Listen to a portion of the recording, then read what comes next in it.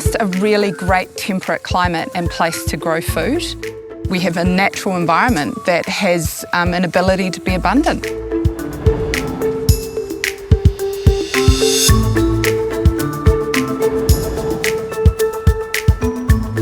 We have a continuing escalation of use of food banks. It's just a band-aid. It's not solving the basic problem of people not being able to access food. We were set up as a colony. Somewhere ingrained in that is our culture that says that we send our food away somewhere else. I didn't know there is fresher fish in California for New Zealand than in the shops in New Zealand.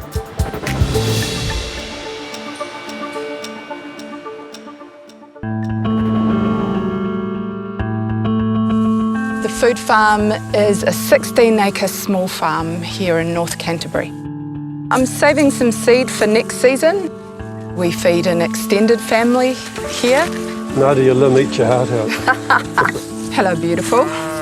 I'm aware that not everybody has access to land to grow food like we do, but I want to use the food farm as a platform to ask the question about why we don't all have access to food grown this way.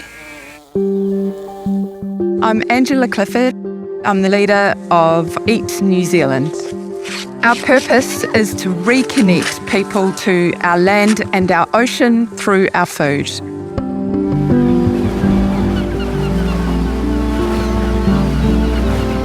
So my friend Julio, after working in Michelin-star restaurants around the world, came to New Zealand expecting to be able to have really good access to a range of really fresh, wide species fish.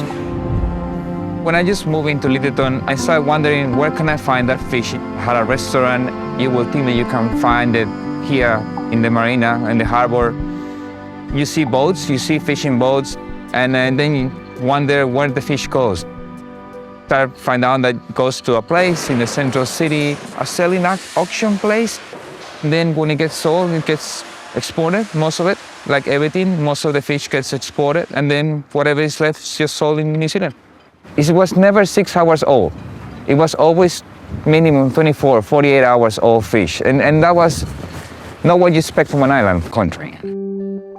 New Zealand exports somewhere between 85 and 90% of our fish. So what we have left here is an afterthought.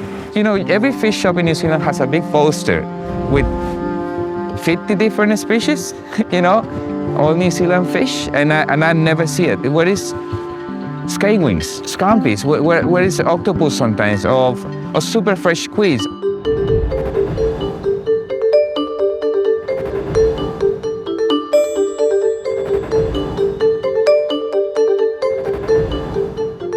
We have to compete with global consumers for our own food. We have no advantage in terms of it being cheaper. So that means that we often can't afford our own food, and it's sent to global customers who can afford to pay more for it. I started in India, worked in Middle East, Dubai, Saudi Arabia, in Europe, Spain. And what do you think of New Zealand food? Oh, incredible. Best so far. Whatever we use is naturally grass-fed, lamb and beef, and the seafood also. The sea is not much being polluted. That makes a lot of differences. It's flounder, catched in a spearfishing. Less stressful for the fish and have a better taste. Oh yeah, it should be heaven. But it's not? It's not. From the producer to the last, like for the consumer or a restaurant or a house, there is a third party in between. So much inflation. Table six.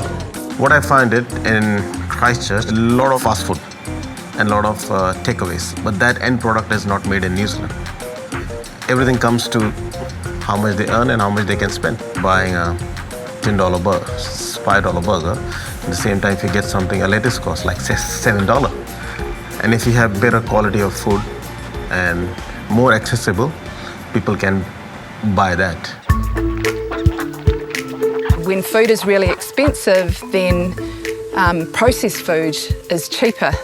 it seems, in New Zealand, and so our ability to access the food that would nourish us, both in terms of having enough or having too much, isn't within our grasp.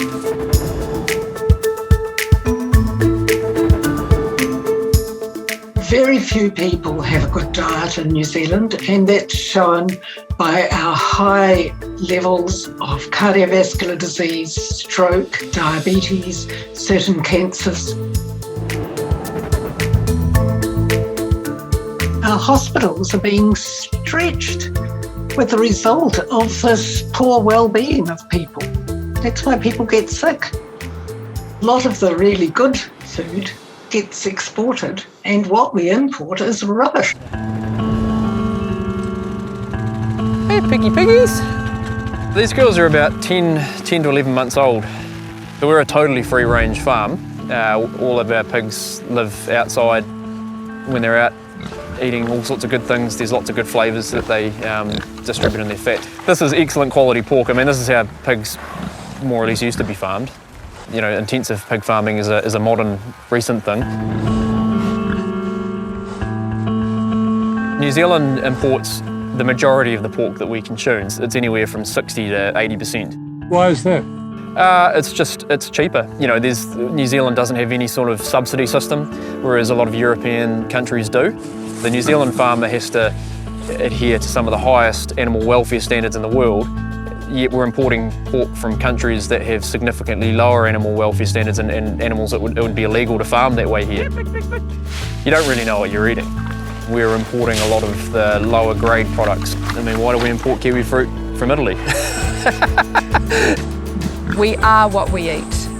And I think sometimes we get caught up in what we should and shouldn't eat, when what we should get caught up in is how the food we're eating was raised, caught, or made.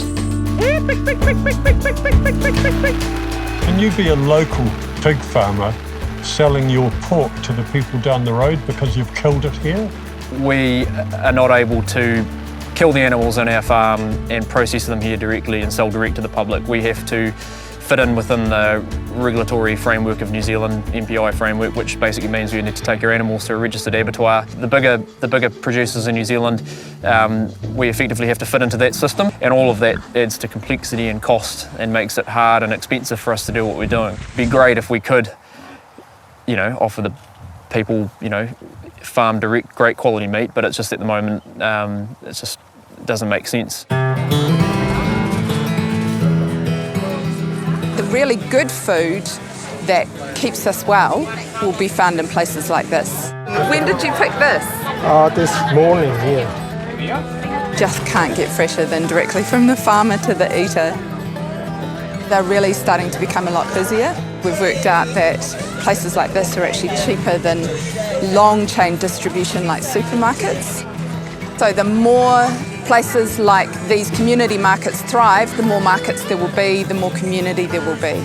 So you kind of got to get to that tipping point where people see value in this. We live in a country of abundance. First thing to do is return food to us as people, and then we can trade our surplus. We just have to change the system in which it exists to give people better access.